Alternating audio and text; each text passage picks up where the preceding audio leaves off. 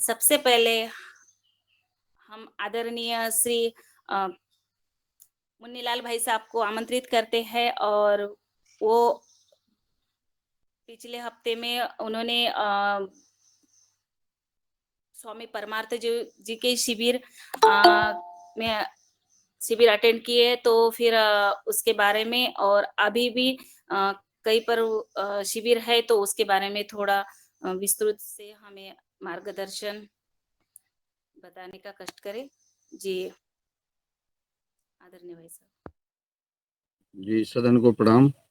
और जैसा कि आदरणीय बहन जी रंजना जी ने कहा है कि योगाहार कार्यक्रम आज हमारा 762 दिन पूर्ण कर चुका है और 762 दिन बिना रुके, बिना किसी गैप किए, और जब हमने पूरे किए हैं तो निश्चित है हमारे जो परम आदरणीय हमारे जो सदन में वैज्ञानिक उपस्थित रहते हैं, अनुभवी किसान उपस्थित रहते हैं, योग शिक्षक, योगाचार्य और समाज सेवक, वैद्य, इनका मार्गदर्शन सदन को मिलता है और उससे हमारे कई परिवार लाभान्वित हुए हैं और आज यह कार्यक्रम लगातार चल भी रहा है। तो आज बहन जी ने ये सोचा कि हम आपस में जितने लोग उपस्थित रहते हैं सदन में चर्चा करें। किसी के मन में कोई विचार रहते हैं लेकिन उनको समय के अभाव में वो सदन में नहीं रख पाते हैं।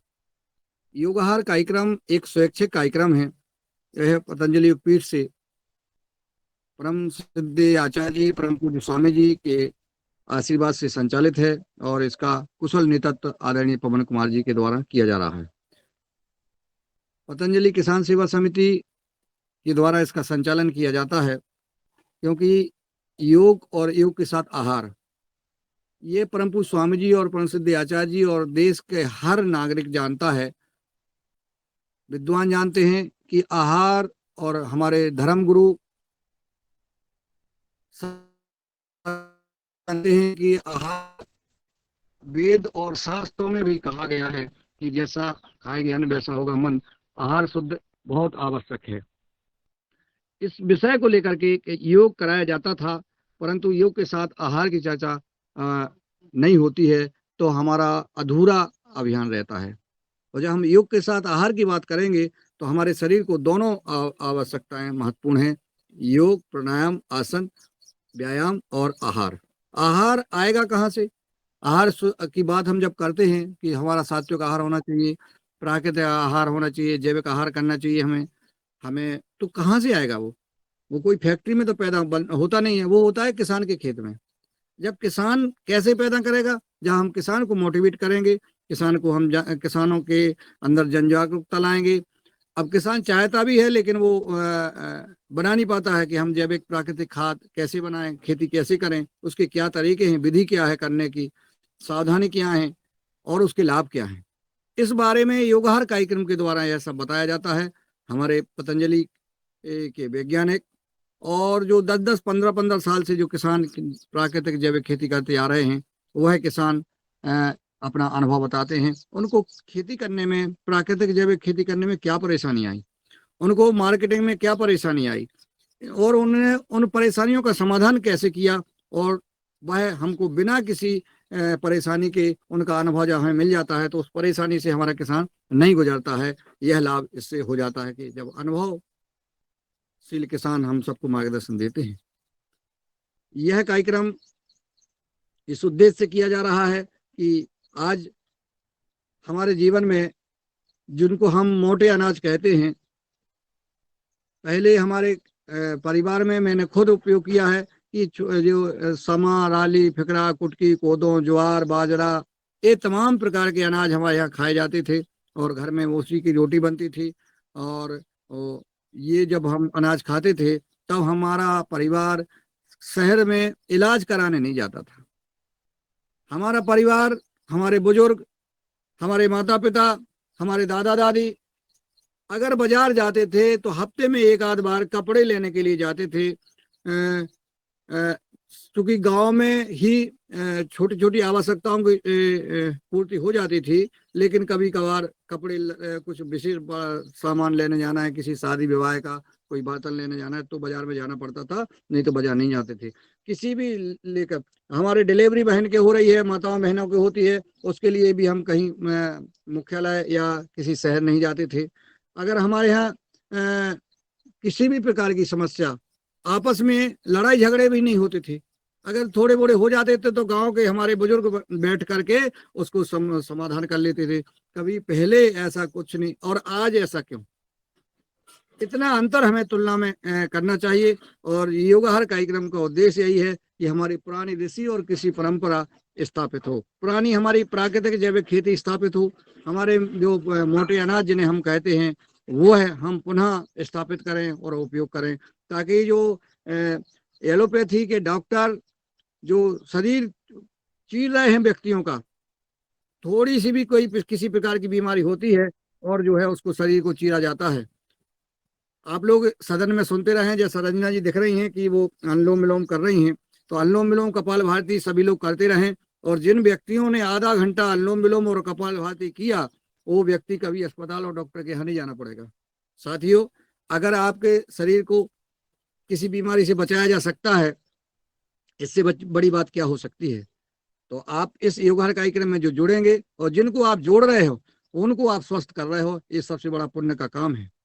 तो आइए हम सब इस ओर बढ़ें, और कि हम मोटे अनाज की ओर बढ़ें, और भारत सरकार, हमारे माननीय राष्ट्र ऋषि नरेंद्र भाई मोदी जी, और हमारे यशस्वी इस राजनीति के चाणक्य और भारत के माँ के सच्चे सपूत आदरणीय अमित शाह जी, हमारे देश के विभिन्न जो, चाहे मुख्यमंत्री हों, चाहे मंत्री हों, चाहे धर्माचार हों, चाहे योगाचार हों, ये विभिन्न जो राष्ट्र के सेवा में लगे हुए हैं परिवर्तन लाने के लिए, उनको हम योगा हर कार्यक्रम परिवार की ओर से हार्दिक आभार और प्रणाम करते हैं।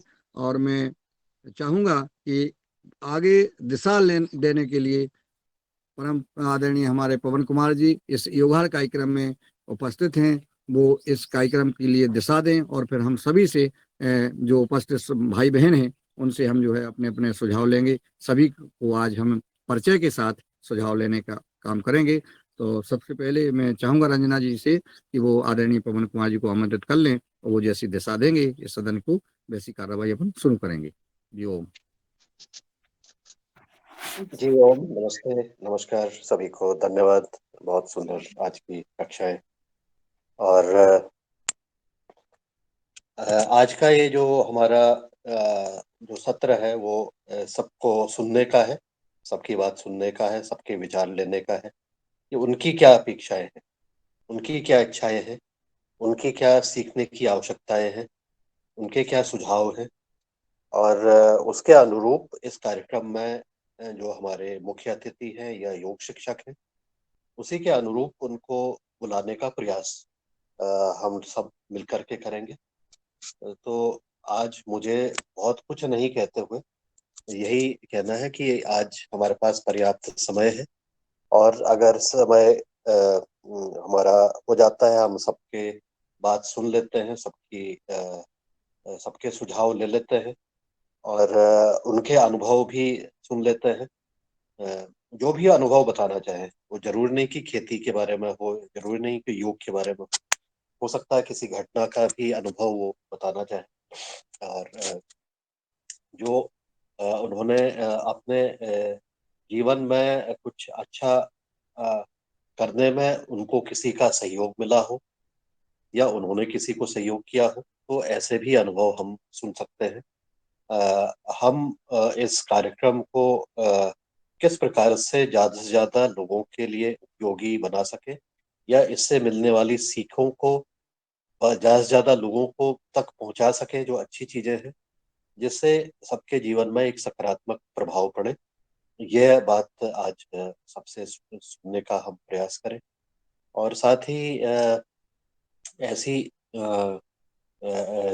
जो भी चीजें हमारे आसपास हो रही हैं उनको भी हम ध्यान में रखें। अभी एक बहुत बड़ी दुर्घटना हुई है उड़ीसा में, तो उसके जो हमारे बहुत सारे लोग दुर्घटनाग्रस्त हो गए, मतलब उसमें अ, जीवित नहीं बच पाए, बहुत सारे लोग घायल हुए हैं।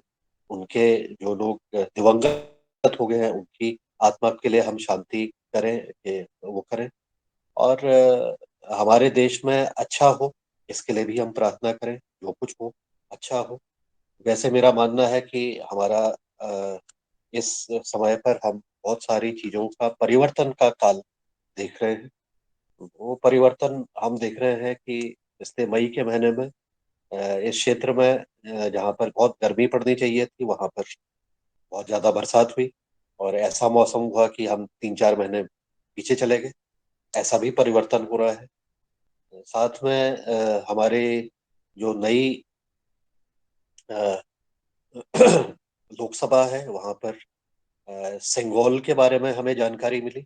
हमारी चर्चा तो नहीं हुई, लेकिन हमारे चोल वंश के एक बहुत गौरवशाली इतिहास की जो परंपरा थी, उसका स्थापना की गई। और बहुत सारी ऐसी चीजें हो रही हैं, चमत्कारिक रूप से भी हो रही हैं और डराने वाली भी हो रही हैं। ऐसी बहुत सारी घटनाएं हो रही हैं जिससे कि कभी हमारे मन में गर्व होता है, कभी हमारे मन में व्यथा होती। अभी एक लड़की को दिल्ली में 40 बार चाकू मार करके मार दिया गया। कितना व्यथित करने वाली घटना है। तो इस दुख सुख और ये अनुभव के बीच में हम सब लोग रह रहे हैं। और यह सब चीजें कुछ आगे संकेत की तरफ हमें दिखा रही हैं, कुछ संकेत दे रही हैं, भविष्य के लिए संकेत दे रही है।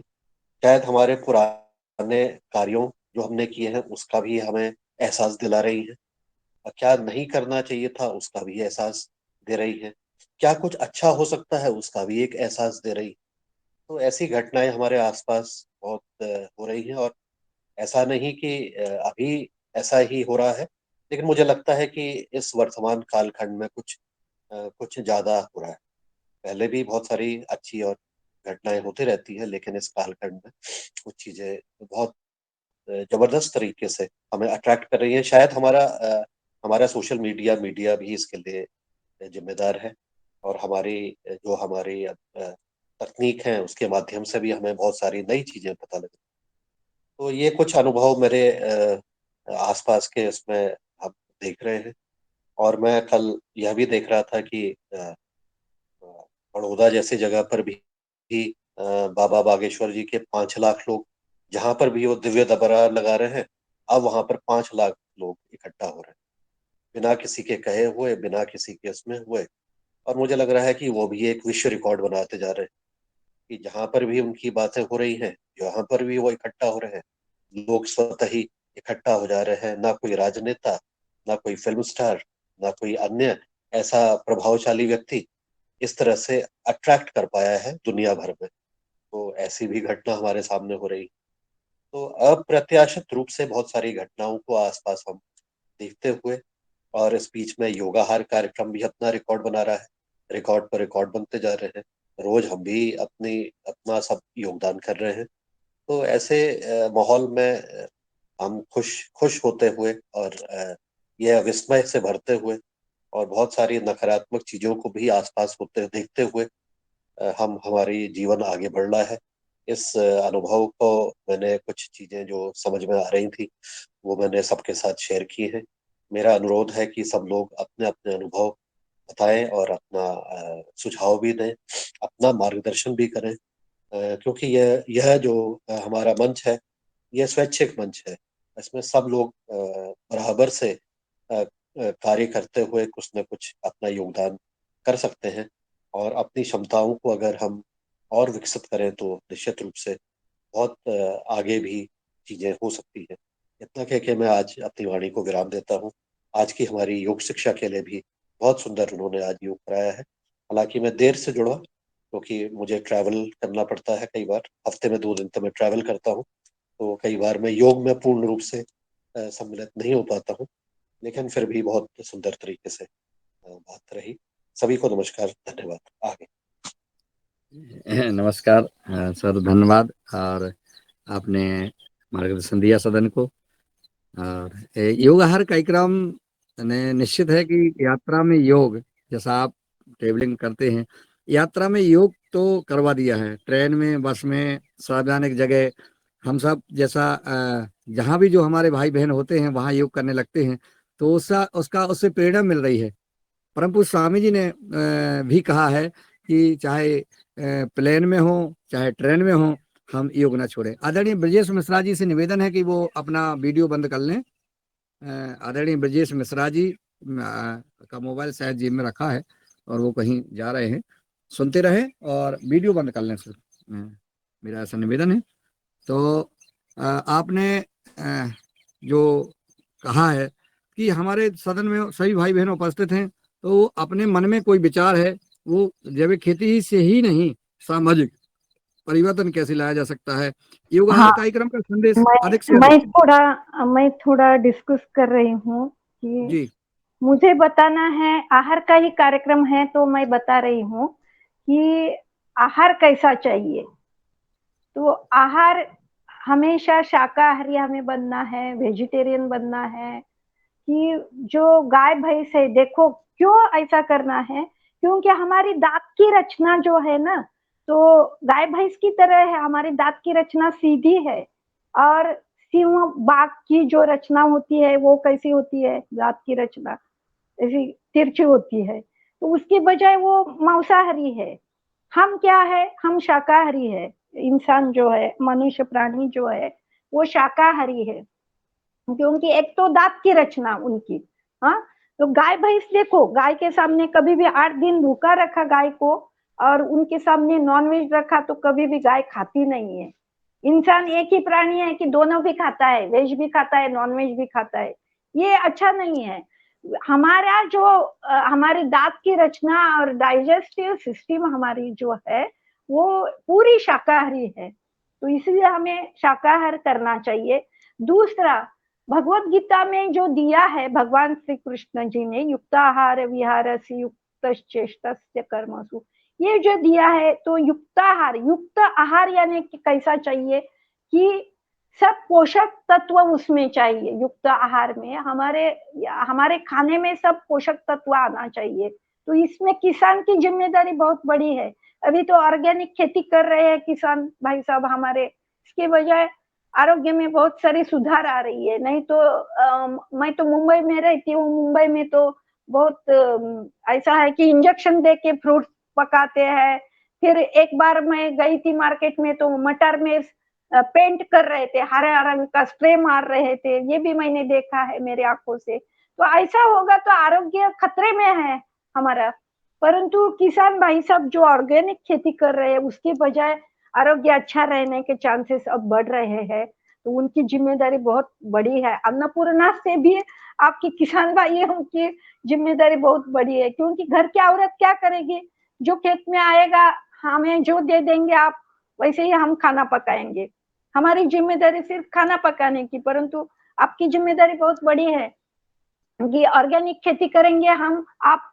तो किसान भाई साहब से हमारे यहाँ डायरेक्ट आ जाएगा प्रोडक्ट आपका, तो हमें बहुत अच्छा आनंद भी होता है। हम पैसे ज्यादा दे सकते हैं, आरोग्य खतरे में नहीं आना चाहिए। बाकी सब में खर्चा बहुत सारा होता है, तो आरोग्य अच्छा रखने में कुछ दिक्कत नहीं होती है। औरत कभी भी ये नहीं सोचती, परंतु जो आ रहा है वो अच्छी पैदाश होनी चाहिए खेत में, तो हम खरीद सकते हैं। नहीं तो हमारा आरोग्य भी सभी का, परिवार का भी आरोग्य, ये धोखा है आरोग्य को कि जब नहीं आता है चीज अच्छी तो वो ही खाना पड़ता है फिर सिटी में। तो ग्रामीण भाग में एक अच्छा पैदाश हो रही है, ये बहुत महत्वपूर्ण है। और सात्विक आहार क्या कहा है भगवत गीता के अनुसार, जो आहार कहा है 3 घंटे के बाद आहार तामसी होता है, ताजा आहार नहीं होता है 3 घंटे के बाद। इसलिए सुबह का खाना शाम को नहीं खाना चाहिए, शाम का खाना सुबह नहीं खाना चाहिए। ये एक भगवत गीता के अनुसार वो भी दिया है कि सत्व गुण जो है वो बढ़ते जाते हैं सात्विक आहार खाने से, ताजा आहार खाने से। ये एक है। दूसरा जो है, तो एक कथा सुना रही हूं मैं कि एक राजा था और उनका उनके गुरु थे, राजा के एक गुरु थे। तो राजा के मन में आ गया कि हम सभी को खाना देते हैं, परंतु गुरु हमारे यहाँ कभी खाना ही नहीं खाते। देखो पुराने जो थे किसी के यहाँ पानी भी नहीं पीते थे। क्यों नहीं पीते थे? कि जैसा मन है जिसका वही मन अंदर उतरता है, ऐसा होता है। तो हमारा मन वैसा होगा, जिनके हाथ का खाना खाएँगे, जिनके हाथ का पानी पिएँगे, उन्होंने पता नहीं क्रोध से दिया है या प्यार से दिया है, हमें क्या पता है।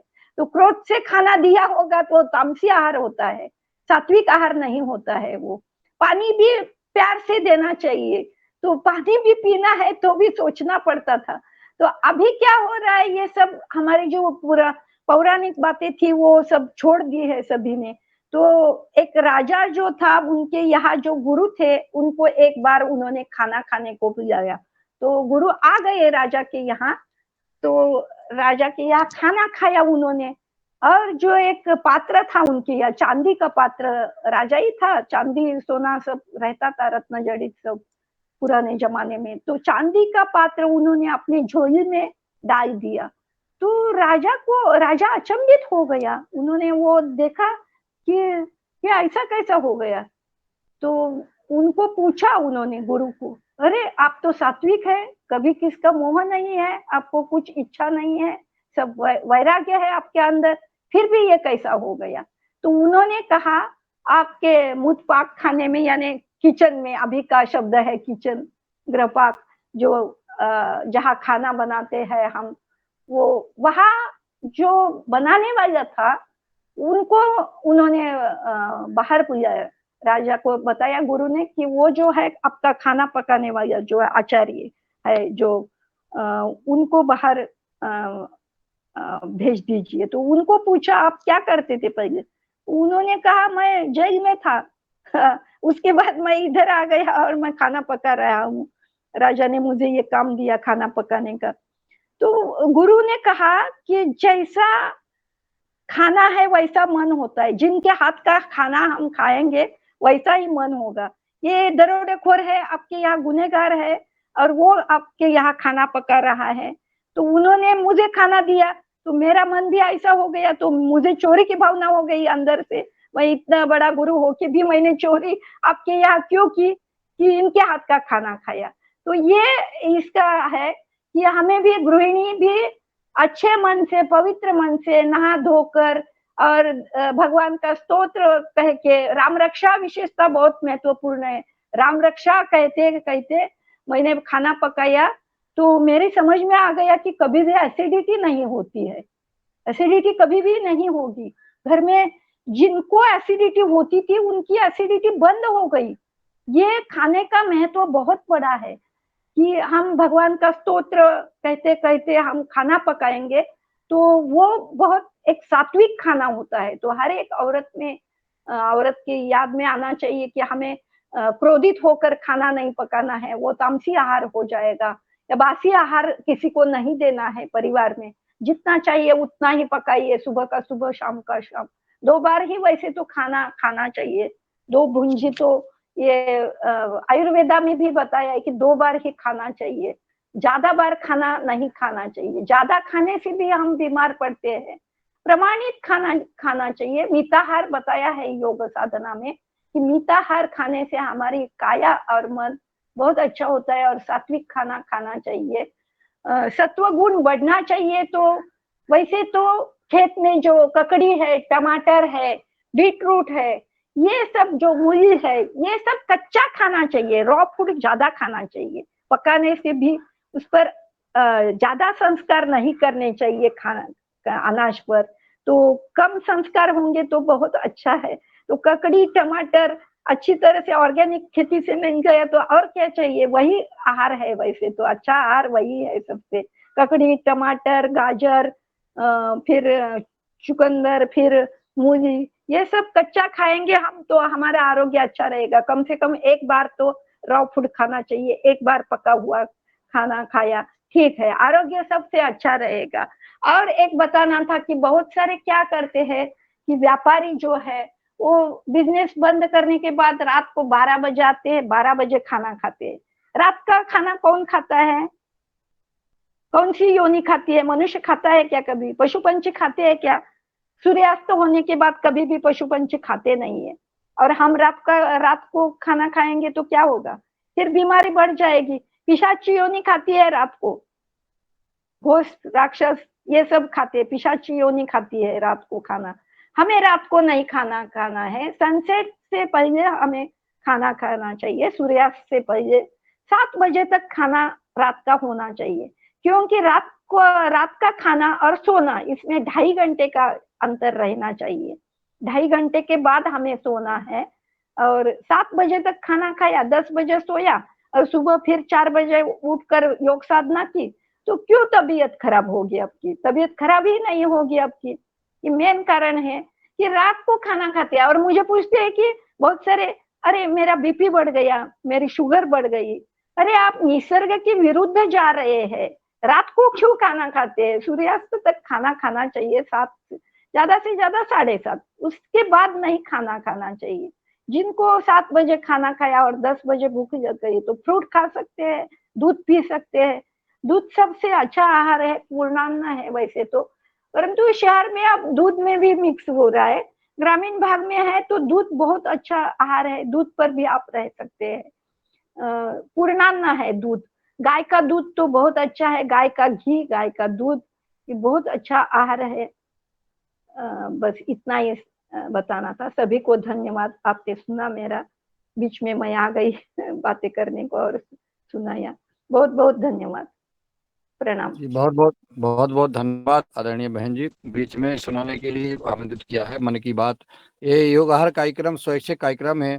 इसकी यही विशेषता है कि सभी हमारे भाई बहनों का सम्मान रखा जाता है और कोई भी भाई बहन अपनी मन की बात कह सकता है। आपने बहुत महत्वपूर्ण बात कही है ये आहार के ऊपर, जो आपने अपना वक्तव्य दिया है, मार्गदर्शन दिया है, यह रिकॉर्डेड हो रहा है और यह यूट्यूब चैनल पर योगाहार कार्यक्रम लिख करके कोई भी सर्च कर सकता है। इसको सब्सक्राइब करें और शेयर भी करें। ये है योगाहार कार्यक्रम, प्रतिदिन रिकॉर्ड होता है और जन कल्याणार्थ, जनमानस को इसके लिए इसका लाभ अधिक से अधिक पहुंचे, इसके लिए इसको अधिक से अधिक सब्सक्राइब करें और शेयर करने का कष्ट करें। आदरणीय कल्पना कोटले जी बालाघाट से हमारी ऊर्जावान बहन है, मैं उनको आमंत्रित करता हूँ वो अपनी बात रखें।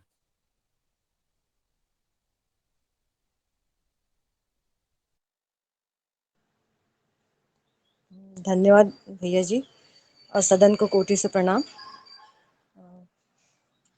ये आज का जो विषय रखा गया योगाहार के बारे में, तो सबसे पहले मैं आपसे जानना चाहती हूँ कि मतलब सदन में कौन सा मतलब वो चल रहा है, आज का विषय क्या है, फिर मैं बोलती हूँ। आज का विषय ये है कि समय लगभग 8 बज जाता है तो समापन हो जाता है, लेकिन मन में योगाहार के कार्यक्रम के ऊपर किसी के मन में कोई सुझाव होते हैं और या अन्य विषय पर भी, किसी के जैविक खेती के अलावा, प्राकृतिक खेती के अलावा भी सामाजिक जो विषय चल रहे हैं, चाहे वो आज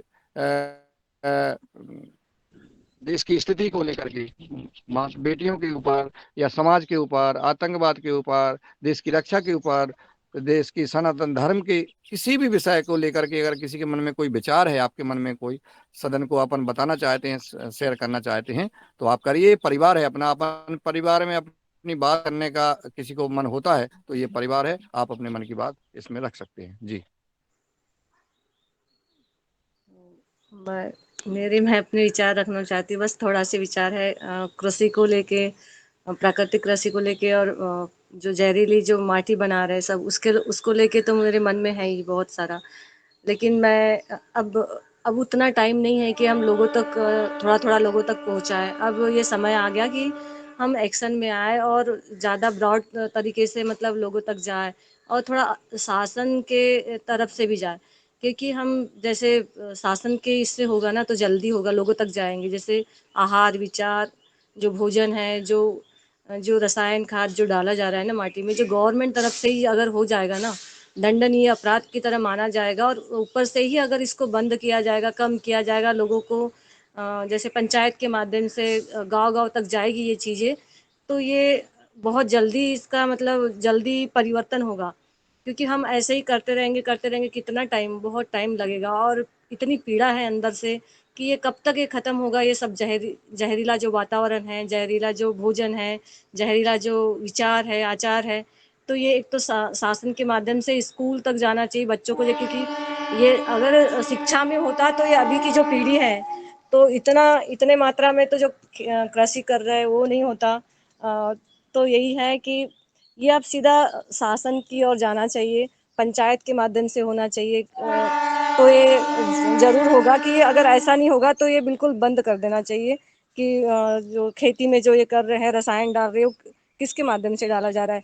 क्योंकि जहाँ जिस जिस देश में देखा है ना हमने कि मतलब ये नेचुरल खेती जो किया जा रहा है, बहुत सारे अनुशासन होते वहाँ पे कि ये नहीं कर सकते, वो नहीं कर सकते, तो ये शासन के माध्यम से होना चाहिए।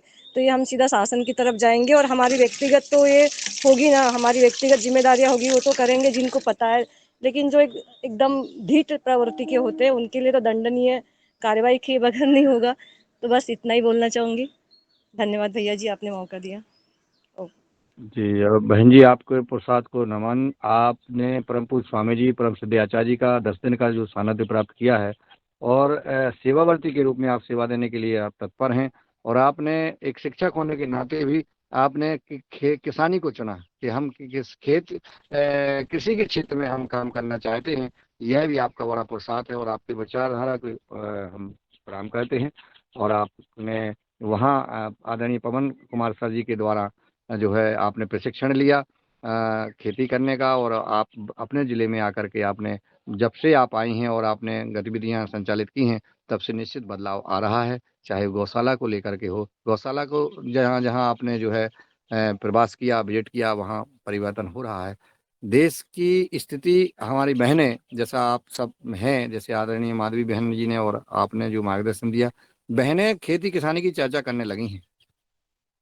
ये बहुत बड़ी बात है। अब क्योंकि भोजन बहनें ही देती हैं, किचन से ही भोजन आता है, और जब वो सब्जी जो है प्राकृतिक और जैविक मांगने लगेंगी हमारे भाई बहनों से, तो निश्चित है कि ये परिवर्तन आएगा और धीरे धीरे आ भी रहा है। सरकार के लिए आपने जो ध्यान आकर्षित करा है, सरकार निश्चित चिंतन कर रही है और आने वाले समय में ये सब कुछ होने वाला है जो आपने सुझाव दिया है। सदन में उपस्थित हमारे भाई बहन का किसी आदरणीय किसी का कोई बात रखना चाहते तो हैंड रेज भी कर सकते, नहीं तो मैं एक एक करके सबको बुला लेता हूँ। जी, आदरणीय अशोक पटेल जी, अपने समय सीमा में आप अपनी बात रख करके और सदन को संबोधित करें। आदरणीय अशोक पटेल जी, मेरी आवाज पहुंच रही? जी, जी जी स्वागत है आपका। जी जी जी। आ रही आवाज आ रही? जी, आ रही है आपकी। जी, अभी बहन जी ने बोला है कि सरकार इस पे बैन लगा दे तो बहुत अच्छी बात है। ये बहन जी का बहुत ही शानदार सुझाव है और बहुत ही अच्छा है। पर मेरा जहां तक अनुभव है, मैंने भी बहुत सी चीजें देखी है कि जिन चीजों से शरीर को हानि होती है, जो जैसे गुटखा का प्रचार है, शराब का प्रचार है, ड्रग्स का प्रचार है, ये सब करते ये माफिया लोग हैं। ये बहुत पूरी तरीके से सरकार में इन्वॉल्व है और ये बहुत पैसा देते हैं ये नेता उनको, बहुत करोड़ों अरबों रुपए। तो ये जन जागरूकता से ही ये सब काम होगा धीरे धीरे। और ये जो आपके माध्यम से जो कार्य हो रहा है, पतंजलि के माध्यम से, और ये ऐसा कार्य है, इनसे ही ये राष्ट्र आगे परम वैभवशाली बनेगा। इसमें स्वामी रामदेव जी का योगदान बहुत ही बड़ा योगदान है। उन्होंने इस राष्ट्र को एक योग के माध्यम से, प्राकृतिक खेती के माध्यम से, जैविक खेती के माध्यम से और ऋषि जो परंपरा है उसके माध्यम से इस राष्ट्र को आगे ले जा रहे हैं। और यही एक माध्यम है, क्योंकि आज के समय में पतंजलि एक इतना बड़ा ब्रांड है कि बाबा जी अगर कुछ बोल दे तो वो हो सकता है इस सरकार में।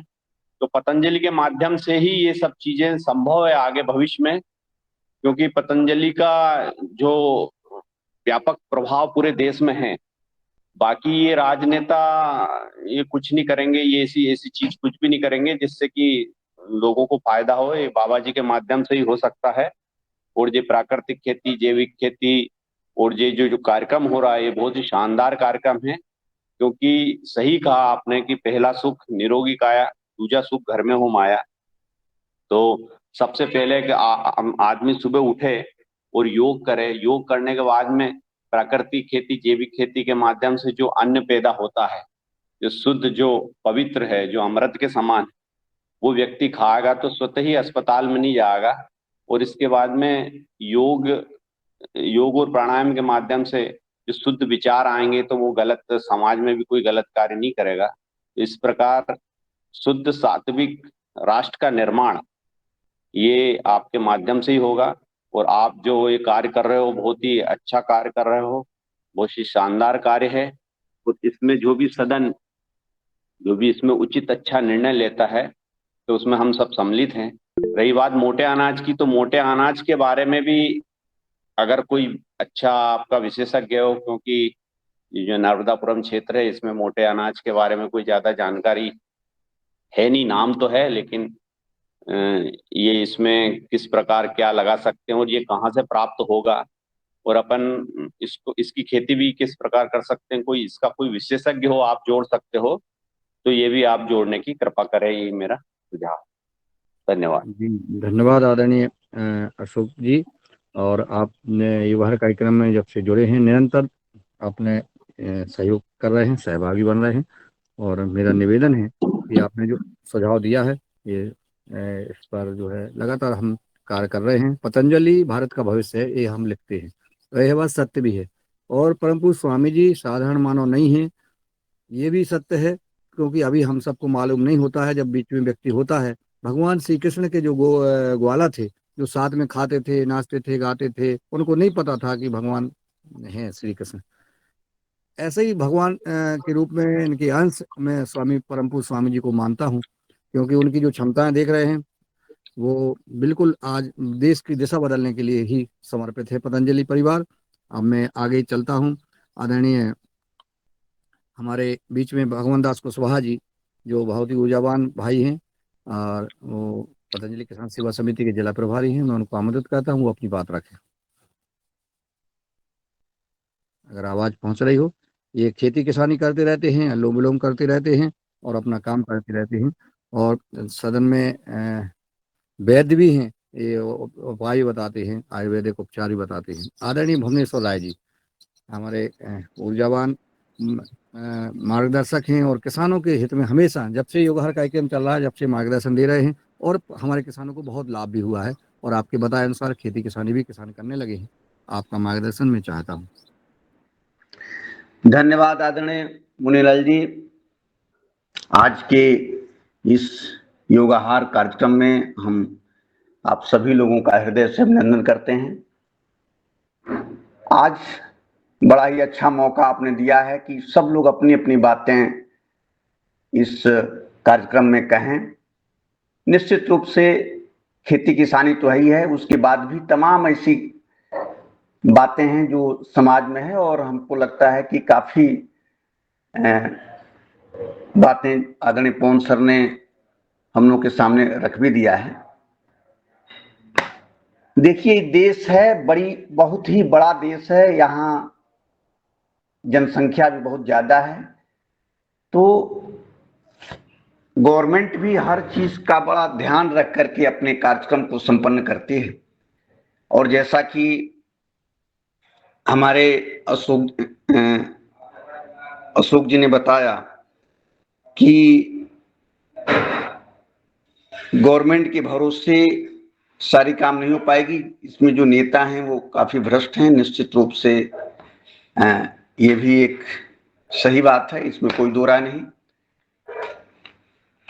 जहां तक हम लोगों का सवाल है, निश्चित रूप से हमारी बातें तमाम लोगों से होती रहती है और मैं एक ही बात बोलने की कोशिश करता हूं और अपने भी कोशिश करता हूं। अभी मैं खुद बताऊं कि लाख कोशिश करने के बाद जहां भी आप हैं वहां पूर्ण रूप से केमिकल फ्री भोजन नहीं कर पा रहे हैं। जैसा कि आदरणीय पवन सर बार बार शुरुआत में कहते थे कि जो हमारी थाली होनी चाहिए वो किस तरह से होनी चाहिए, और जो जब हम खाना खाने बैठे या कोई नाश्ता करने बैठे तो हमारे सामने जो भी चीज आवे उसके बारे में हम सोचें कि हम जो खा रहे हैं वो वास्तव में जहरीला तो नहीं है, ऐसा तो नहीं कि जो हम खा रहे हैं वो नुकसानदेह है। और निश्चित रूप से अभी तक लाख प्रयास करने के बाद भी ईमानदारी से कहूं तो बहुत कम लोग ऐसे हैं जो इस काम को कर पा रहे हैं। वही लोग हैं जो वास्तव में गांव में खेती कर रहे हैं और बिल्कुल संकल्पित हैं कि नहीं, मैं सारा सब्जी भी उगाऊंगा, जैविक अनाज भी उगाऊंगा और हर चीज उगा करके अपने यूज कर रहे हैं। वही लोग अभी कर पा रहे हैं। नहीं तो कोई अगर अनाज खरीद लिया तो फिर मार्केट में जा रहा है तो सब्जी की प्रॉब्लम है, अगर सब्जी खरीद लिया तो फिर कोई दाल उसको फिर मार्केट में उस तरह से नहीं मिल पा रहा है। हर चीज में निश्चित रूप से है। तो जैसा कि हमारे तमाम सहयोगी भी बताते हैं कि जो सबसे बड़ी प्रॉब्लम है वो है सब्जियों में, और सब्जियों में केमिकल फ्री कैसे हम रखें इस पर विशेष ध्यान देने की जरूरत है। और मुझे लगता है कि अगर हल्का सा भी सब लोगों ने अपना अपना थोड़ा थोड़ा कार्यक्रम संपन्न कर लें कि नहीं हमको ये खाना ही है, तो निश्चित रूप से खाया जा सकता है। एक छोटा सा उदाहरण मैं बताऊं कि जब हम लोग इटारसी में गए थे तो वहां से भगवान जी ने हमको लौकी का बीज दिया था, और वो लौकी का बीज मैं ला करके और अपने होम डिस्ट्रिक्ट जो मेरा अपना निवास है वहां घर पे जब गया तो क्योंकि दरवाजे पर इतना जगह नहीं था और वो जो दरवाजा था वो इंटरलॉकिंग था, तो वहां से मैं थोड़ा सा ईटा हटा करके उसको और पूरा गड्ढा करा करके विधिवत उसको वहां पे बुआई करवाया। पहले तो उसको नर्सरी में किया, फिर वहां ट्रांसप्लांट करा दिया। और अभी मैं गया था करीब 1.5-2 महीने बाद घर, तो भैया बता रहे थे कि इतना फल आया था कि पूरा लौकी जो है परिवार के लोग तो खइबे किए, अगल बगल के लोग भी तोड़ कर ले गए। और जब लगवा रहे थे तो उस समय परिवार के लोग कुछ कह रहे थे कि अरे यार ये इसको जो है ऊपर बनाना पड़ेगा, खराब लगेगा, ये बिना मतलब कर रहे हो। लेकिन फिर वो भी ये भी बता रहे थे कि जब लौकियां इसमें निकल रही थी और लोग आते थे देखते थे तो उनको बड़ा आनंद आता था। कहते थे, सब लोग उसका तारीफ भी करते थे कि नहीं तो आपने बड़ा अच्छा कर दिया, बड़ा ऊंचा है और उसमें से लटक रहा है, देखने में भी बड़ा अच्छा लगा। कहने का मतलब कि आपने थोड़ा सा प्रयास किया तो मान कर चलिए, अच्छा भी वो कई महीने चलेगा भी, ये भी नहीं है कि वो अभी खत्म हो गया। तो मानकर चलें कि आपने हल्का सा प्रयास किया तो एक सब्जी का 4-5 महीने की व्यवस्था कर लिया। इसी तरह से तमाम सब्जियां हैं, अगर कहीं ना कहीं नहीं जगह तो छत पर ही जिस तरह से भी हो उस तरह से भी लगा करके इसको काम को आगे बढ़ाया जा सकता है। क्योंकि समय कम है, अब ज्यादा बोलना थोड़ा सा सबके लिए उचित नहीं रहेगा। एक चीज पर और मेरा थोड़ा सा आप लोगों से बोलना है, जो सामयिक समय है। अब जैसे देखिए इस समय तमाम चीजें तो कौन सर ने बता दिया। मुझे लगता है एक चल रहा है जो ये यौन शोषण वाला, जिसमें ब्रजभूषण शरण सिंह का भी केस है, और ये काफी मतलब क्रिटिकल केस है। लग रहा है कि गवर्नमेंट और लोगों में आपस में काफी प्रॉब्लम चल रहा है। मुझे जो लग रहा है वो ये है कि ऐसे केसों में राजनीति नहीं होना चाहिए, और जहां तक मुझे लग रहा है जिस तरह से उनका वक्तव्य आ रहा है, जो टाइमिंग की बातें हैं 10 साल पहले से लेकर के आज तक, और इतने बड़े बड़े लोग अगर इस बात को लेकर के चुप रहे तो वो भी एक बड़ी विडंबना है। पुलिस भी जांच कर रही है, सब कुछ हो रहा है, और मुझे लग रहा है कि इसमें भी कुछ काफी राजनीति हो रहा है। तो ये सब लोगों को पूरा कान आंख खोल करके देखना होगा कि कहां कहां हमारे विपक्षी पार्टियां जो हैं या सरकारें राजनीति कर रही हैं, उस पर भी विशेष ध्यान देने की जरूरत है। और ऐसे लोग जो सामाजिक लोग हैं उनको भी अन्य लोगों को ये समझाने की कोशिश करना होगा कि हर बात में राजनीति नहीं होनी चाहिए। अगर कोई झूठे केस में किसी को फंसा दिया जाए दबाव बना करके, तो यह भी एक गलत परंपरा होगा। सबका सम्मान है, अगर उन खिलाड़ियों का भी सम्मान है, निश्चित रूप से सम्मान है, लेकिन कोई ऐसा भी व्यक्ति जो इस काम को अगर नहीं किया है और वो जबरदस्ती उसको उसमें घसीटा जा रहा है तो उसको भी सम्मान है। अब ये जांच का विषय है, मैं इसमें नहीं कह रहा हूं कि कौन दोषी है कौन वो है, लेकिन निश्चित रूप से जांच पर विश्वास करना चाहिए और लोगों को इस पर उचित संज्ञान लेना चाहिए। बस समय काफी हो गया, मैं अपनी वाणी को यहीं पे विराम करते हुए सबका एक बार फिर अभिनंदन करता हूं। धन्यवाद। धन्यवाद आदरणीय भुवनेश्वर राय जी, आपने अपना मार्गदर्शन दिया, अपनी मन की बात रखी। और आज जो दिल्ली की समस्या चल रही है, मैं तो कहता हूं कि पुलिस को अपनी कार्रवाई करना चाहिए और राजनीतिक हस्तक्षेप बिल्कुल हटा देना चाहिए। अगर ब्रिजभूषण जी दोषी हैं तो उनको जेल में डाल देना चाहिए और ये काम खत्म करना चाहिए, क्योंकि लंबा किसान आंदोलन जैसा चला था, देश की स्थितियां पर प्रभाव पड़ता है और ये अवश्य करना चाहिए।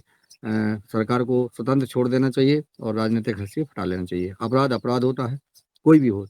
आदरणीय रामाधर जी, आपका स्वागत है, आप अपनी बात रखें।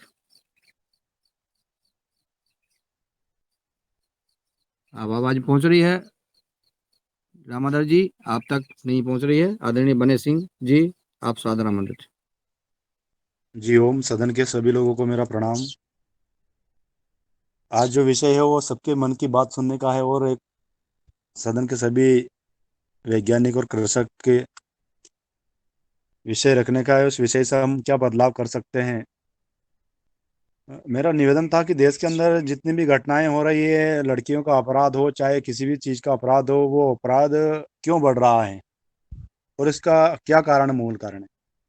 महात्मा गांधी पहले प्रचार करते थे स्वदेशी अपनाओ स्वदेशी अपनाओ। किसानों ने रासायनिक खेती अपनाई तो आज पूरी कृषि बर्बाद होने की कगार पर आ गई है। वही हमारे देश के प्रधानमंत्री ने विदेशी शादी की तो आज पूरा देश और राजनीति पूरी संकट में आ गई है। इसका कोई छोटा मोटा रोल नहीं है, इन दो चीज़ों का बहुत बड़ा रोल है देश को बर्बाद करने में। तीसरा विषय, देश के अंदर जो अलग अलग संस्थाएं जो विद्यालय चला रही है, ये विद्यालय आगे जा करके हमारे देश को बहुत बर्बादी की ओर ले जाने वाला है। कौन से विद्यालय में क्या पढ़ाया जा रहा है ये किसी को भी पता नहीं है। बस हम एक्शन में आ गए, मॉडल में आ गए, हमारी संस्कृति को छोड़ करके हम इंग्लिश पढ़ने लगे और ना जाने ना काका विषय पढ़ने लगे। हमारे महापुरुषों का इतिहास कभी नहीं पढ़ाते हम हमारे नौनिहाल बच्चों को। ये हमारी सबसे बड़ी भूल है। बच्चे को, छोटे छोटे बच्चे रहते हैं उसके ऊपर इंग्लिश मीडियम से लेकर के बहुत सारे ऐसे विषय थोप देते कि जितना वजन उस बच्चे में नहीं, उससे ज्यादा वजन तो उस पुस्तकों में होता है। वहीं से उस बच्चे को मानसिक बोझ से लाद करके उसको एक गुलाम बनाया जाता है और इंग्लिश पढ़ाया जाता है। क्यों ना हमारे जैसे आज केरला स्टोरी है, कितने 40,000 बच्चियों का धर्मांतरण हुआ है। ये क्या कारण है उसका? क्योंकि वो हमारी गलतियां कि हमने उस बच्चियों को, हमारे छोटे बच्चों को हमने हमारे महापुरुषों का इतिहास पढ़ाया ही नहीं। हमारे रामकृष्ण शंकर भगवान से लेकर के जितने भी हमारे युग परिवर्तक देवता हुए उनका इतिहास हमने आज तक पढ़ाया नहीं है। यही हमारी सबसे बड़ी भूल है। यदि इस भूल को हम नहीं सुधारेंगे और इसमें परिवर्तन नहीं करेंगे तो आने वाला बहुत खतरनाक देश के अंदर स्थिति पैदा होने वाली है।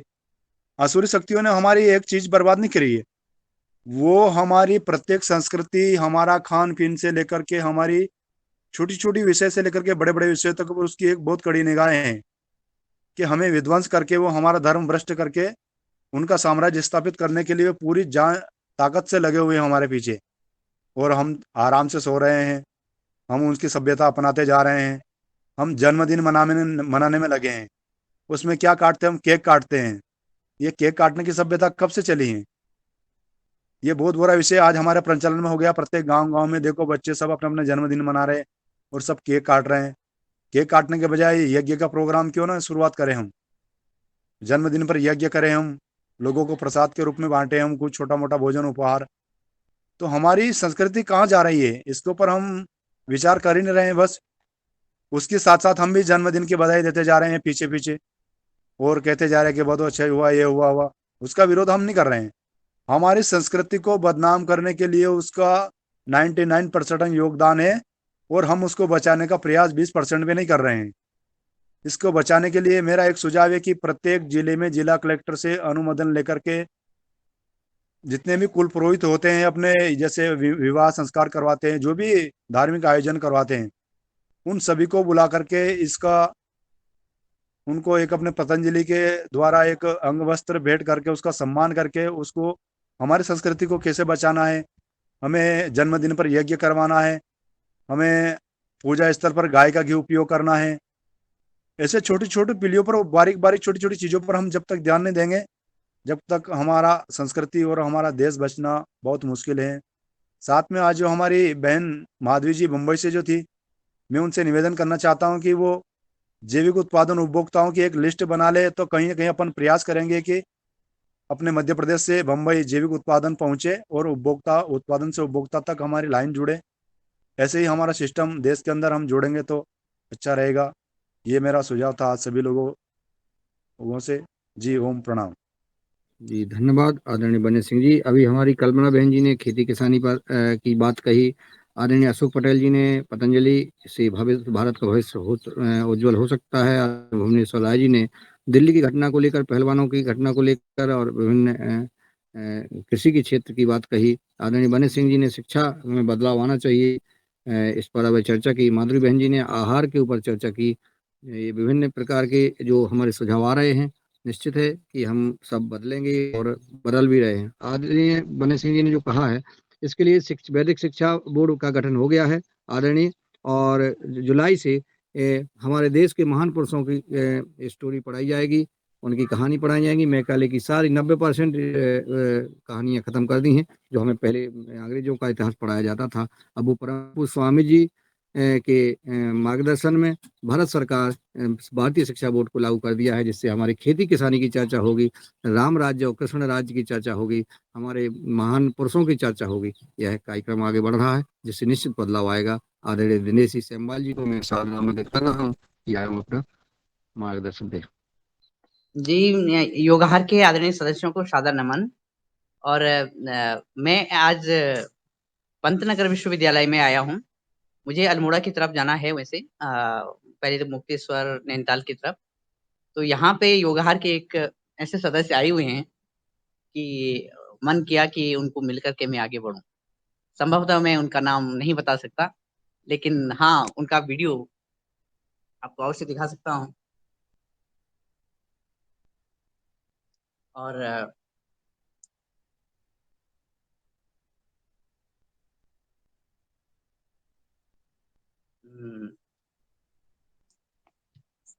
मेरे ख्याल से आज आपसे मिलने का सौभाग्य मिला है। और आप योगाहार के ही इस कार्यक्रम को आगे बढ़ा रहे हैं। यहाँ पे तमाम प्रोफेसर से और दूसरे लोगों से आपका एक ही कहना है कि हम अपने भोजन को कैसे सुरक्षित करें। और इसी पे मेरी अभी जब मैं योगाहार का कार्यक्रम सुन रहा हूँ, तो ये चर्चा भी मेरी उनसे यही हो रही है जो उन्होंने लोगों से कहा है। तो आदरणीय, संभवतः आप सभी योगाहार के आदरणीय सदस्य डॉक्टर विनय कुमार वर्मा जी को पहचानते ही हैं। योगाहार की बातें आप सभी से कह रहे हैं। आदरणीय मुनीलाल जी भाई साहब ने, आदरणीय पवन सर ने जो बात आगे बढ़ाई है, इसको और सलीके से किस तरह से हम अपने भोजन को विश्व मुक्त करें, इस बात को लेकर को आगे बढ़ रहे हैं। और कई लोगों के अभी उन्होंने संदर्भ दिए हैं जिनसे बातें हुई हैं। और मुझे जब पता चला कि आप यहाँ पे हैं, तो मैंने कहा आपसे, क्योंकि योगाहार के कार्य को आप इस तरह से आगे बढ़ा रहे हैं, तो आपको मिलना जरूरी है। और फिर मैं यहाँ से बस आदरणीय डॉक्टर साहब के दर्शन करके मैं आगे बढ़ूंगा आगे अगली यात्रा के लिए। तो मैं अभी इस दौरान यही शब्द रख सकता हूँ। हाँ, 2 शब्द आदरणीय डॉक्टर साहब कहेंगे क्या? हेलो हेलो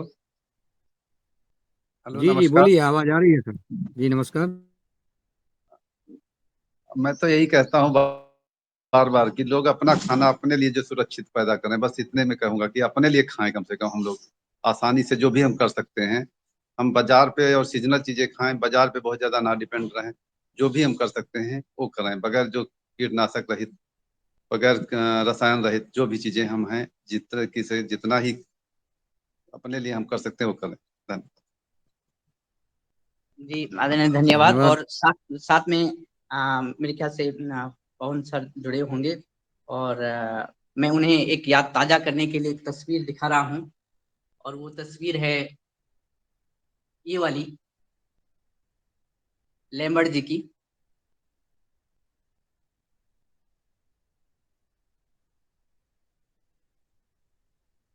लैम्बर्ट स्क्वायर में है ये। आप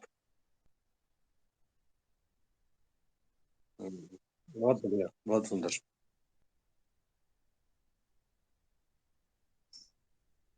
डॉक्टर साहब कल से यहीं पे हैं सर, और मैं इन्हें मिलने के लिए आया हूँ 1 घंटे के लिए, फिर आगे बढ़ूंगा।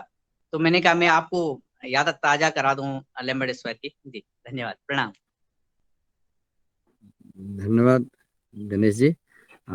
अच्छा लगा आपने जो है ये पंतनगर विश्वविद्यालय को अपन भूल नहीं सकते हैं। उनका मार्गदर्शन हमारे सम्मानित वैज्ञानिकों का, प्रोफेसरों का मिल रहा है, और हम सब युगहर कार्यक्रम को जो मार्गदर्शन मिलता है हमारे किसान भाइयों को मिलता है, तो बड़ा हम गर्व महसूस करते हैं। आदरणीय डॉक्टर किशोर दुबे जी सादर आमंत्रित थे, आप अपना मार्गदर्शन दें। धन्यवाद मुनीलाल जी, बहुत अच्छा विषय आज रखा गया है कि भाई जो योगाहार चल रहा वो किस तरह से चले, आगे क्या बात हो। इस संदर्भ में मैं कहूंगा कि हमारी जो बुनियाद है अल्प भूधारक किसान, छोटे किसान जो 85% है। 85% के किसानों के भलाई के लिए क्या कर सकते, ये है हमारा मुख्य उद्देश्य, और उसके साथ में आहार, ये मुख्य उद्देश्य। इन दोनों मुख्य उद्देश्यों को ध्यान में रखते हुए जो जो किया जाना चाहिए, और उसमें जो गलतियां है उनको सुधारना चाहिए, व्यवस्था है तो उसमें परिवर्तन आने चाहिए, ये हमारा मुख्य उद्देश्य होना चाहिए। और इसी आधार पे हमारी जो यात्रा है वो योगाहार की यात्रा चलनी चाहिए, ऐसा हमको लगता है। विष मुक्त भोजन बढ़ना चाहिए, और किसानों की भलाई के लिए क्या क्या करना चाहिए, ये दो बिंदुओं को ध्यान में रखते हुए हमारी मुख्य यात्रा चलनी चाहिए। जैसा कि योगा में हमेशा बोला जाता है कि यम नियम से लेके समाधि तक यदि चलना है तो बीच में सिद्धि भी आएंगी, रास्ते भी आएंगे, लेकिन उनमें हमको फंसना नहीं है। हमारा यदि यम नियम से लेके हमको यदि समाधि प्राप्त करना है, मतलब उद्देश्य यदि हमको प्राप्त करना है, तो हमारे ये दो बेसिक बिंदु है, ये बेसिक बिंदुओं को हमें नहीं भूलना चाहिए। इस आधार को यदि हम ध्यान में रखते हैं तो पवन सर के माध्यम से जो कई बिंदु उन्होंने बताए हैं, और सदन को भी पता है, बाकी भी वक्ताओं ने बताया है, तो उसमें 2-4 बिंदु भी अगर हम ध्यान में लेवे तो हमको पता चलेगा। एक इतना बड़ा हादसा उड़ीसा में हुआ है, 350-400 लोग मर गए, और बाकी सब जानकारी सबको पता है। बहुत चिंतनीय विषय है, चिंता का विषय है। लेकिन उसी की दूसरी साइड यदि हम देखते हैं कि हर महीने में 500-600 किसान आत्महत्या करते हैं, इसके बारे में कोई ऐसी सार्वजनिक चर्चा है जो होनी चाहिए, मंत्री स्तर पर चर्चा होनी चाहिए, पीएम स्तर पर चर्चा होनी चाहिए। यह पार्ट दुर्लक्षित रहता है। जो सोशल साइंटिस्ट है, मीडिया है, वो भी उसकी चर्चा नहीं करता। यह भी हमको ध्यान में लेना चाहिए। आज की ही वार्ता है कि जैसा कि मैंने एक 20-25 दिन के पहले बोला था कि दालों में हमारा देश आत्मनिर्भर हो गया, और कल की खबर आई कि भाई दालों के जो भंडार है वो दालों के भंडार पे अभी कंट्रोल कर दिया गया, ताकि उसको मतलब हम स्टोरेज नहीं कर पाएंगे। निश्चित रूप से इसका इफेक्ट क्या होगा, जो तुअर के भाव 1000 के यानी 10,000 तक चले गए हैं, वो इमीडिएटली 2-4 दिन में डाउन आ जाएंगे। इंपोर्ट एक्सपोर्ट पॉलिसी पे कई वैज्ञानिकों ने बोला है, कई विद्वानों ने बोला है, जो कपास का भाव 13,000 तक था वो अभी 6-6,500 तक आ गया है। कई कृषि वैज्ञानिक बोलते हैं कि भाई किसान अपने पास रखता नहीं है, इसलिए उसको कम दामों में बेचा जाता है। महाराष्ट्र की स्थिति ऐसी है कि 70% कॉटन आज भी किसानों के घर में है, लेकिन हमने इंपोर्ट कर लिया तो उससे स्थिति बदल गई है, और किसानों के जेब में जो पैसा आने का है वो नहीं आ रहा है। ये बिंदु मैं इसलिए रख रहा हूं कि हमारा मुख्य उद्देश्य, जैसे मैंने बोला, कि किसानों की हालत सुधारनी चाहिए। ये यदि हमको करना है तो किसानों की हालत सुधारने के जो उपाय है उन मुख्य उपायों को हम नजरअंदाज नहीं कर सकते। इसके लिए क्या क्या करना है, और जैसे कि अब रेलवे की व्यवस्था में गलतियां हैं, खामियां हैं, तो वो सुधारने की चर्चा 2 दिन से चल रही है। वैसे ही कृषि की व्यवस्था में जो खामियां हैं वो सुधारने की चर्चा क्यों नहीं होती? उसमें सुधारने की चर्चा कर हम ध्यान भी नहीं देते, सोशल मीडिया भी नहीं ध्यान देता, जो उसके नीति निर्धारण करने वाले हैं वो भी ध्यान नहीं देते। तो भाई ये तो इतनी बड़ी खामियां हैं कि जिससे हजारों लोग मर रहे हैं। तो वो उसमें जो खामियां हैं उसके सुधार की भी बात होनी चाहिए। वैसे ही विष मुक्त भोजन की बात हम कर रहे हैं कि विषैला भोजन तो कंट्रोल के माध्यम से और 1 रुपया 2 रुपए किलो के माध्यम से बच्चों तक, महिलाओं तक और देश के 80 मतलब करोड़ आबादी तक पहुंच रहा है। तो उसमें जो खामियां हैं कि भाई जो जैविक उत्पाद हम खरीदेंगे, किसानों से लेंगे और वही कम से कम बच्चों के स्कूल में जाएगा, ऐसा एक नीति निर्धारण मिनिमम इतना भी कर लिया तो भी जैविक खेती बढ़ेगी, उत्पादन बढ़ेगा, और जो हमारी नई पीढ़ियां बच्चों के माध्यम से आ रही है वो भी सशक्त बनेंगे, विषमुक्त बनेंगे। ऐसे कई कदम उठाए जा सकते हैं। हालांकि विषय इतने एक एक विषय ऐसा है कि जिसपे बहुत लंबाई से बोला जा सकता है। मैंने सिर्फ बिंदुओं पे ध्यान दिया है समय की सीमा रखते हुए, और जब चाहे तब इसके विश्लेषण के आधार पे भी हम बात कर सकेंगे। इतना बोल के मैं मेरे वाणी को विराम करता हूँ। धन्यवाद जी। धन्यवाद आदरणीय डॉक्टर साहब। आपने आहार व्यवस्था परिवर्तन, किसान के कल्याण के लिए आपने जो सुधार की बात कही है, महत्वपूर्ण बात कही है। किसानों की पीड़ा आपके मन में है और किसानों की व्यवस्था पर सुधार होना चाहिए। योगाहार कार्यक्रम का यही प्रयास हम लगातार कर सकते हैं, लोगों को जगा सकते हैं और जगाने का काम कर भी रहे हैं। कहीं ना कहीं आपकी बात, हम सबकी बात सरकार में पहुंच रही है। जैसा अभी हम चर्चा कर रहे थे, मुझे ध्यान आया आदरणीय पवन कुमार जी ने जो परम पूज्य धीरेन्द्र शास्त्री जी की बात कही, बागेश्वर धाम की, उन्होंने आहार की चर्चा की। आहार, और मुझे ऐसा पूर्ण विश्वास है कि शीघ्र शीघ्र वह योगाहार की का बात स्पष्ट रूप से अपने जनमानस के बीच में रखेंगे। जो हमारा योगाहार कार्यक्रम चलता है, यह भी प्रयास किया जा रहा है, क्योंकि संदेश हम अगर लाखों व्यक्तियों तक, महान पुरुषों के माध्यम से पहुंचाना शुरू कर दें तो हमारा ये विस्तार और हो जाएगा। तो ऐसा प्रयास भी चल रहा है। तो ये योगाहार कार्यक्रम में जो सहयोग कर रहे हैं, जो सहभागी बन रहे हैं, वो छोटा काम नहीं कर रहे हैं, करते रहें। और भी हम अपने मित्रगणों को, किसान भाइयों को, वैज्ञानिक जनों को, समाज सेवी भाइयों को, बहनों को, योग शिक्षकों को इस कार्यक्रम में और जोड़ने का प्रयास करें। अशोक जी ने पुनः हैंड रेज किया था, कोई विशेष बात हो तो 1 मिनट में हमें बता दें, फिर हम रंजना जी के पास चलते हैं, उनकी बात लेकर के और आभार ज्ञापित करेंगे और कल यह कार्यक्रम और आगे बढ़ाएंगे। जी अशोक जी। मेरा ये है कि आपका कहना बहुत अच्छा है कि संत अगर इसके बारे में, क्योंकि संतों के सामने लाखों की पब्लिक रहती है, वो अगर ये जैविक खेती, प्राकृतिक खेती और के बारे में बोलते हैं, तो जो जैविक खेती किसान जो कर रहे हैं, तो उनका जो उत्पाद है वो जो पब्लिक लेने की कोशिश करेगी, जिससे उनकी आय बढ़ेगी। ये बहुत ही शानदार आपका सुझाव है, बहुत ही अच्छा सुझाव है। अगर इसके माध्यम से संतों के पास अगर ये बात पहुंचाई जाती है और संत अगर ये प्रवचन में अगर बोल देते तो उसका बहुत प्रभाव पड़ता है। दूसरी चीज, इन्होंने एक बात थोड़ी सी बोल दी थी कि ये राजनीति नहीं होना चाहिए सब काम में। तो मेरा थोड़ा निवेदन है कि राष्ट्र की जो बेटियां हैं, बेटी बचाओ बेटी बढ़ाओ का नारा अपनी सरकार ने दिया है, और ऐसी बेटी हो सकती है राष्ट्र की जो गोल्ड मेडल लाती है, राष्ट्र की बेटी, और पूरा देश गर्व मनाता है। और वो बेटी कहती है कोई व्यक्ति ये गलत कार्य कर रहा है जिससे कि समाज में वो ऐसी बातें बोली नहीं जाना चाहिए, और ऐसा व्यक्ति और सरियाम उस टीवी पे बोलता है कि मैंने गोली मार दी, मतलब इतना पावरफुल हो गया है कि वो सुप्रीम कोर्ट और कोर्ट कुछ भी नहीं बता रहे। तो ऐसा व्यक्ति अगर गलत कार्य कर रहा है, उसके लिए वो संघर्ष कर रही है, और देश के जो कुछ बुद्धिजीवी, मीडिया सब उनका साथ नहीं दे रहे हैं, तो ये बहुत गलत कार्य है। इससे राष्ट्र पतन के मार्ग पे चला जाएगा अगर उनकी बात अगर नहीं सुनी गई तो मेरा निवेदन है सदन के माध्यम से, ऐसे दुष्ट व्यक्ति को कानून के हिसाब से जो पर्याप्त सजा मिलनी चाहिए, इसमें राजनीति नहीं होना चाहिए और उसको जेल की सलाखों में होना चाहिए। जी धन्यवाद अशोक जी। बहुत और परम बहुत पूज्य ही अच्छा समाधान दिया भाई साहब। मेरे मन में यही विचार चल रहा था कि मैं अपने मन की बात इस मैं कहूँ कि जो बेटियां संघर्ष कर रही हैं बैठ के, कि इसका समाधान क्या होना चाहिए।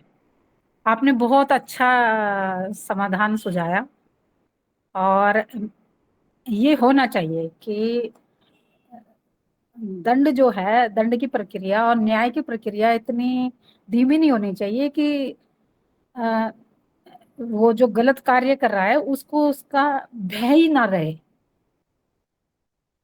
बस इतनी ही बात कह के मैं अपनी बात को जो है समाप्त करती हूँ यहीं। जी आदरणीय बहन जी और आदरणीय अशोक जी। आदरणीय अशोक जी, मैं बस इतना ही कहा था कि राजनीति नहीं होना चाहिए, बल्कि जो उचित हो, न्याय संगत हो, वही काम होना चाहिए। कहीं ऐसा ना हो सकता है कि इसमें जो हमारे रेसलर हैं वो भी थोड़ा राजनीति में आ गए हो। मेरा बस इतना ही कहना था कि इसकी जांच जो है ईमानदारी से करके, और जो भी दोषी है उसको सजा दी जाए। धन्यवाद। रेसलर होने ये बात तो बहुत पहले ही बता दी थी, लेकिन उनकी कोई बात सुनी नहीं गई थी। मजबूरी में उन्होंने 2-4 महीने पहले आंदोलन किया था कि हमारी बात सुनो। जब कोई बात सुनी नहीं जाएगी, वो इतना पावरफुल आदमी है कि वो पूरी सत्ता को और सबको उसने मुट्ठी में बांध के रखा सुप्रीम कोर्ट में, तो फिर आदमी मजबूरी में क्या करेगा। जब ऐसी बेटियों की बात राष्ट्र नहीं सुनेगा, जो राष्ट्र का मान गौरव पूरे विश्व में बढ़ाती है, कुश्ती लड़ती है, उनमें ताकत है, उनने जिता के हरा के निपटा दिया, और ये आदमी गलत ऐसा कार्य कर रहा है, तो आदमी मजबूरी में क्या करेगा। ये सरकार क्या कर रही है, उसको अरेस्ट क्यों नहीं कर रही। अगर एक सामान्य व्यक्ति अगर ऐसा कर दे और कोई अगर आरोप लगा देता तो उसको जेल में डाल देती है, और वो जब लिखित में देती, सुप्रीम कोर्ट ने दे दी, उनके बयान है 7-7 आदमियों के। इसके बाद में अगर ऐसा नहीं होता तो राष्ट्र में क्या आग लग जाएगी आगे जाके, आप समझ क्या रहे हो। तो मेरा निवेदन सदन के माध्यम से है कि इस चिंगारी को बुझा दो, नहीं तो ये अगर भड़क गई तो पूरे देश में बहुत बुरा बवाल मच जाएगा, और राष्ट्र में पूरे विश्व में मच जाएगा। ये छोटी मोटी बात नहीं है। उन बेटियों की दशा देखी आपने कि वो जो देख के मतलब हाहाकार मच रहा पूरे देश में, वो तिरंगे में रो रही है कि हमारे साथ ये आदमी ने गलत किया। अब कोई सुने ही नहीं तो फिर आदमी क्या करेगा। बहुत बहुत सुंदर अशोक जी, आपकी भावना का मैं कदर करता हूँ आदरणीय बहन मिथिलेश जी। और मैं बताना चाहता हूँ अभी बीच परम में पूज्य मैं स्वामी बोलना जी चाहता हूँ अशोक जी और अपने प्रभारी महोदय और सदन के सभी लोगों से मेरा ये निवेदन है कि स्वाभिमान लोग जब तक राजनीति में नहीं उतरेंगे, जब तक देश की यही हालत होती रहेगी। अपन स्वाभिमानी लोग चुप रहते हैं, राजनीति करते ही नहीं। अपन कहते हैं कि राजनीति क्या करेंगे, राजनीति क्या करेंगे, और हमारे हाथ से जो हमारा स्वाभिमान की रक्षा का कवच वो चला जाता है, और फिर हमें उसी का सामना करना पड़ता है बार बार। तो हमें तो राजनीति का पहला अहम मुद्दा तो राजनीति को हाथ में पकड़ कर करना चाहिए। और जितने देश के अंदर स्वाभिमान लोग हैं वो सब अगर राजनीति में आएंगे और इस देश को बचाने का कार्य करेंगे तो ये कार्य होगा, अन्यथा स्वाभिमान लोग चुप रहेंगे तो ऐसी हजारों बेटियां इस भ्रष्टाचार की भेंट चढ़ते रहेगी, इसका कोई उपाय नहीं रहेगा देश के अंदर। जी इसलिए सभी से धन्यवाद। निवेदन है कि सभी स्वाभिमान लोग ज्यादा से ज्यादा राजनीति में आकर के बाहर निकलो, मकानों से, घर से, अंदर से, और सड़कों पर उतर करके देश के भ्रष्टाचारियों का मुंह दबाने का काम जब तक हम नहीं करेंगे, जब तक हम कुचलते रहेंगे और बर्बाद होते रहेंगे हम लोग। जी हाँ, तो ये बात सही है। ये बेटियों के साथ ही नहीं, आप किसी भी क्षेत्र में जाओ, एक सच्चा स्वाभिमानी ईमानदार आदमी संघर्ष करता है, और वो कई बार मैं स्वयं भी महसूस करती हूँ कि अकेला खड़ा रह जाता है, और झूठ और भ्रष्टाचार का झुंड बन जाता है। पता नहीं ऐसा क्यों है समाज में ये। बहुत सुंदर महत्वपूर्ण विषय पर चर्चा हुई, और आदरणीय बने सिंह जी ने जो सुझाव दिया है सही बात है। और मैं बताना चाहता हूँ कि भीलवाड़ा राजस्थान में परम पूज्य स्वामी जी का भी आगमन हुआ था। वहाँ पत्रकारों ने प्रेस वार्ता में पूछा कि परम पूज्य स्वामी जी जो दिल्ली में पहलवान आंदोलन कर रहे हैं, बेटियों के साथ ऐसी घटना हुई है, उस पर कार्रवाई क्यों नहीं हुई। उन्होंने स्पष्ट कहा, परम पूज्य योग गुरु श्री स्वामी रामदेव जी महाराज जी ने स्पष्ट कहा कि उसके खिलाफ कार्रवाई होना चाहिए, उसको गिरफ्तार होना चाहिए, और ऐसे ऐसे कृत्य की हम निंदा करते हैं। तो जब परम पूज्य योग गुरु श्री स्वामी जी ने इसकी शुरुआत कर दी है, और निश्चित है कि अब देश में ऐसे कृत्य करने वालों का तो हर हालत में कार्रवाई होगी। अब सरकार की जो आपने कहा है कि सरकार को इतना अविलंब नहीं करना चाहिए और इस पर कार्रवाई होना चाहिए, और देश की मांग है कि अपराध कोई भी हो उस पर कार्रवाई अवश्य होना चाहिए। आज लगभग समय हो गया, महत्वपूर्ण बातों पर चर्चा हो रही है। योगाहार कार्यक्रम सिर्फ योग की और आहार के साथ साथ सामाजिक चिंतन पर भी चर्चा करता है, राष्ट्रीय चिंतन पर चर्चा करता है, राष्ट्रीय मुद्दों पर चर्चा करते हैं और हमारा देश कैसे किस दिशा में जाना चाहिए। राजनीतिक क्षेत्र में भी हम सबको आना चाहिए, क्योंकि हम राष्ट्रवादी विचारधारा के व्यक्ति अगर राजनीति करेंगे तब हमारा राजनीति जो जिसको गंदी कहते हैं वो शुद्ध होगी। अब अंतिम में मैं आदरणीय बहन रंजना जी को आमंत्रित करता हूँ कि वो आए और अपनी बात रख करके और इस सबका आभार प्रभारी ज्ञापित महोदय करें। जी, 1 मिनट लूंगा आपका। मेरा निवेदन था कि पतंजलि के स्वाभिमान जैसे किसान सेवा समिति के योग प्रचारक के माध्यम से जितनी भी बहनें प्रत्येक देश के प्रत्येक जिले में तहसील में उपस्थित है, उन सभी बहनों और बेटियों से निवेदन है मेरा कि एक प्रचार अभियान चलाया जाए और रैलियां निकाली जाए कि बेटियां सशक्त हो जाओ, भाई सशक्त हो जाओ, स्वाभिमान लोग राजनीति में आगे आ जाओ, राष्ट्र को बचाना है हमको। ये हम ही कार्य करेंगे। जैसे अपने को मार्गदर्शन मिला था छत्तीसगढ़ की फूलबासन देवी जी ने, उन्होंने उन्हीं के दम पर सारा भ्रष्टाचार खत्म कर दिया।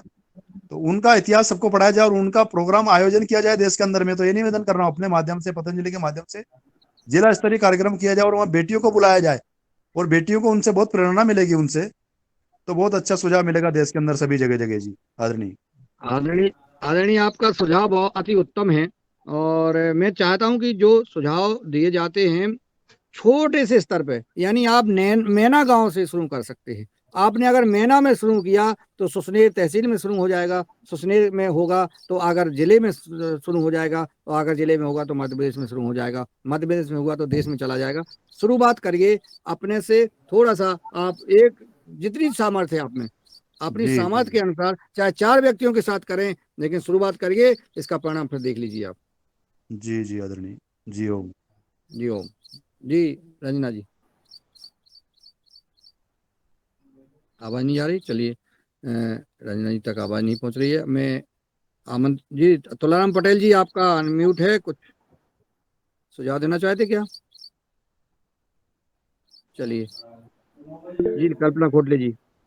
भाई साहब, मैं मिथिलेश दीदी को वीडियो ऑन करने के लिए बोल रही हूँ, क्योंकि वो उन्होंने, मैं और मिथिलेश दीदी थी जो पवन सर, आदरणीय पवन सर के सामने हमने ट्रेनिंग ली थी, 2 ही दीदी थी, तो अच्छा, मैं उनको बात करना चाहूंगी। जी, मिथिलेश दीदी अरे भी थी। प्रकट हो बहन जी, अरे बहुत बड़ी बात है ये तो, चूंकि आपने 10 दिन स्वामी जी का, परम सिद्ध आचार्य जी का और आदरणीय पवन जी का सानिध्य प्राप्त किया ये, और आप इसमें रोज जुड़िएगा। और चलिए कल वो जुड़ेंगी और दीदी मिथिलेश हो बहन गया। बहन जी कल जुड़ेंगी, और वो जो है अभी तो शायद नहीं है सदन में, कल जुड़ेंगी और कल फिर उनको सुनेंगे और आगे बात रखेंगे। आज समापन करते हैं और सबका आभार ज्ञापित करते हैं। आज सदन में उपस्थित आदरणीय अशोक पटेल जी, आदरणीय भगवान दास कुशवाहा जी, आदरणीय भुवनेश्वर राय जी, आदरणीय बने सिंह आर जी, आदरणीय डॉक्टर किशोर दुबे जी, आदरणीय गजानन बाजड़ जी, आदरणीय कल्पना खोटले जी, आदरणीय कृष्ण कुमार जी, आदरणीय माधवी बहन जी, आदरणीय ओंकार नाथ जी, आदरणीय पवन कुमार सर जी, आदरणीय रामाधर जी, आदरणीय रोहितास जी, आदरणीय शरद वर्मा जी, आदरणीय श्रीकांत जी, आदरणीय तुलाराम पटेल जी, आदरणीय वैशाली बहन जी, आदरणीय योगहार कार्यक्रम रिकॉर्डिंग के और हमारे जो भाई अब रिमूव हो गए हैं, लेफ्ट हो गए हैं, उन सब का आभार। और मैं चाहूँगा कि कल इस चर्चा को और इसी को बढ़ाएंगे आगे और अपने अपने सुझाव मार्गदर्शन के साथ उपस्थित हों। सबको सादर प्रणाम। ओम। आभार। जी ओम।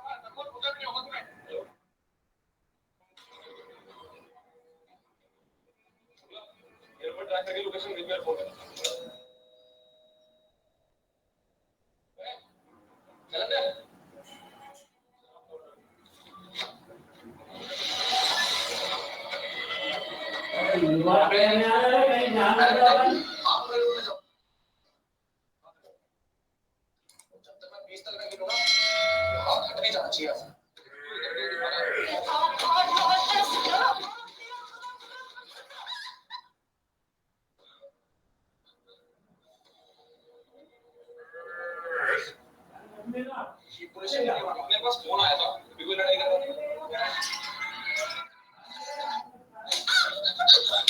पहले तो यहाँ जजमान विनोद जी भी हैं और वो पांडे जी भी हैं, और आगे रायपुर में जो बसंत जी कथा कराए हैं, भिलाई में अग्रवाल परिवार ने पूर्व में भी कथा कराई है। आप पूरे छत्तीसगढ़ क्या, मध्य प्रदेश क्या, महाराष्ट्र सब दूर जाकर पूछना सीहोर वाले महाराज जी को ये कितना रुपया दिए होंगे, एक बार जरूर जाकर पूछना। 70 लाख 40 लाख किस चीज की? 40 लाख 40 का 70 लाख। विनोद जी आकर कहें एक बार कि गुरुजी को 70 लाख रुपए दिए हैं। स्वयं बता देते। विनोद जी आइए बताइए, आप बताइए ना विनोद जी, आप यहीं खड़े हुए बिल्कुल मीडिया के सामने बताइए कि गुरुजी ने 70 लाख 80 लाख 1 करोड़ 5 करोड़ 50 लाख अगर दिए हो तो एक बार यहीं से नहीं जो लगता है व्यवस्थाओं में लगता है।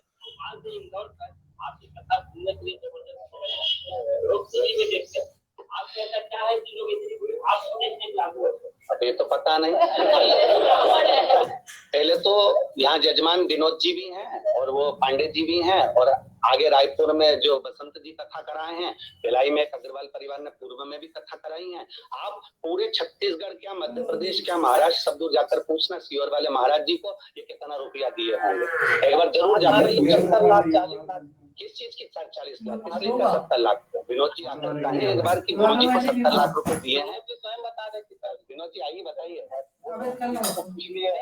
आप बताइए ना विनोद जी, आप यहीं खड़े हुए बिल्कुल मीडिया के सामने बताइए कि गुरुजी ने 70 लाख 80 लाख 1 करोड़ 5 करोड़ 50 लाख अगर दिए हो तो एक बार यहीं से नहीं जो लगता है व्यवस्थाओं में लगता है। आपकी कथा